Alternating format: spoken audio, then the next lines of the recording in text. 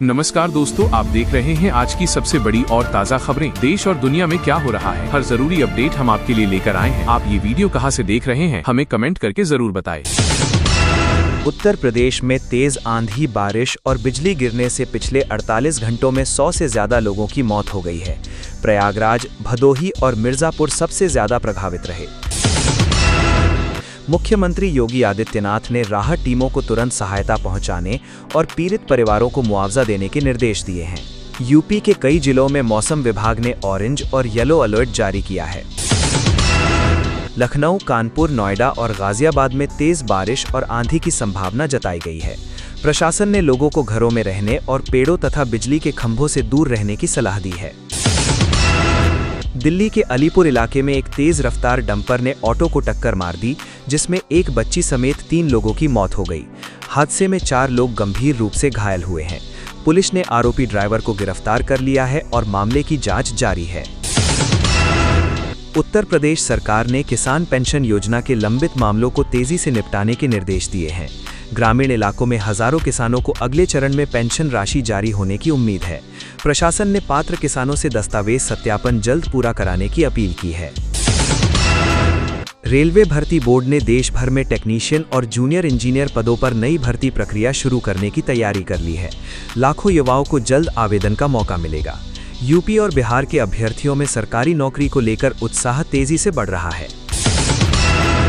उत्तर प्रदेश में किसान पेंशन योजना को लेकर सरकार ने नया अपडेट दिया है, जिसमें कई बुजुर्ग किसानों के पेंडिंग वेरिफिकेशन प्रोसेस को जल्दी पूरा करने का ऑर्डर दिया गया है, ताकि एलिजिबल फार्मर्स को समय पर पेंशन का पैसा मिल सके।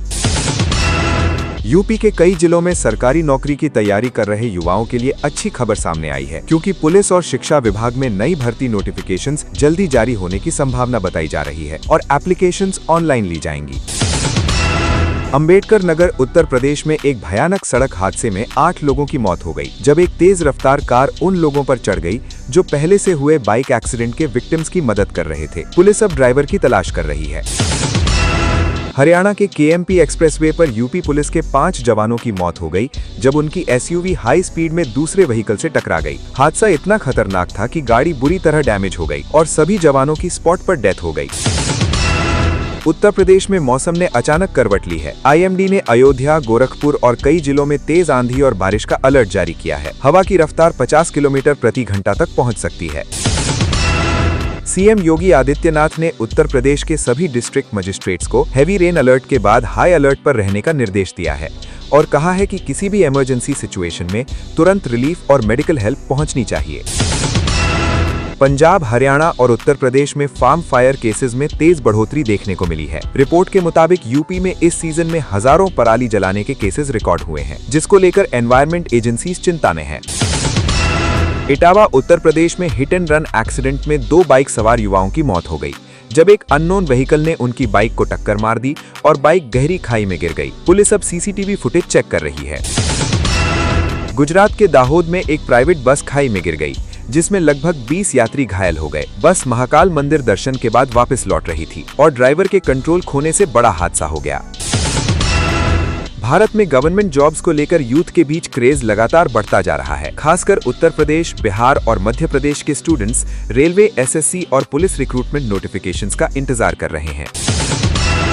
देश भर में गर्मी और आंधी तूफान के बीच कई राज्यों में वेदर इमरजेंसी जैसी सिचुएशन बनी हुई है। मौसम विभाग ने लोगों को बिना जरूरत घर से बाहर न निकलने की सलाह दी है।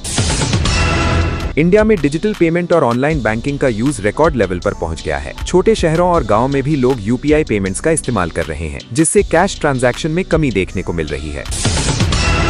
किसानों के लिए सरकार नए एग्रीकल्चर सपोर्ट प्लान्स पर काम कर रही है, जिसमें इरिगेशन सब्सिडी और क्रॉप इंश्योरेंस को और मजबूत बनाने की बात कही जा रही है, ताकि फार्मर्स को फाइनेंशियल सपोर्ट मिल सके।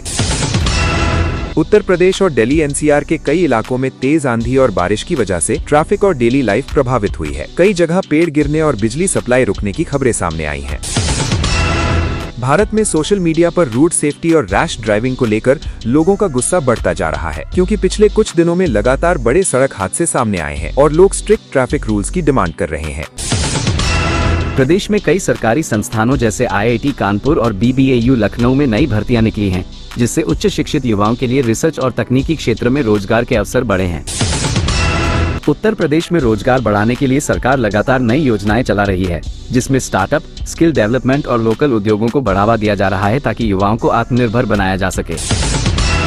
राज्य में अपराध नियंत्रण के लिए पुलिस विभाग में नई नियुक्तियों के साथ साथ तकनीकी सुधार किए जा रहे हैं, जिससे सुरक्षा व्यवस्था मजबूत हो और लोगों को बेहतर कानून व्यवस्था मिल सके।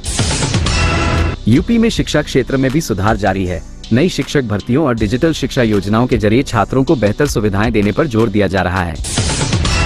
सरकार ग्रामीण क्षेत्रों में रोजगार बढ़ाने के लिए मनरेगा और अन्य योजनाओं को मजबूत कर रही है, जिससे गांवों में रहने वाले लोगों को स्थानीय स्तर पर ही काम मिल सके। उत्तर प्रदेश में निवेश और उद्योग को बढ़ावा देने के लिए नई नीतियां लागू की जा रही हैं, जिससे रोजगार के नए अवसर पैदा होंगे और राज्य की अर्थव्यवस्था को मजबूती मिलेगी। पीएम किसान सम्मान निधि की 22वीं किस्त को लेकर किसानों में उत्साह बढ़ा हुआ है। केंद्र सरकार जल्द 2000 रुपए की अगली किस्त जारी कर सकती है। लाभार्थियों को eKYC और किसान ID अपडेट रखने की सलाह दी गई है। अगर आप चाहते हैं कि आपको हर दिन सबसे पहले उत्तर प्रदेश की बड़ी खबरें मिलें, तो अभी वीडियो को लाइक करें और चैनल को सब्सक्राइब जरूर करें।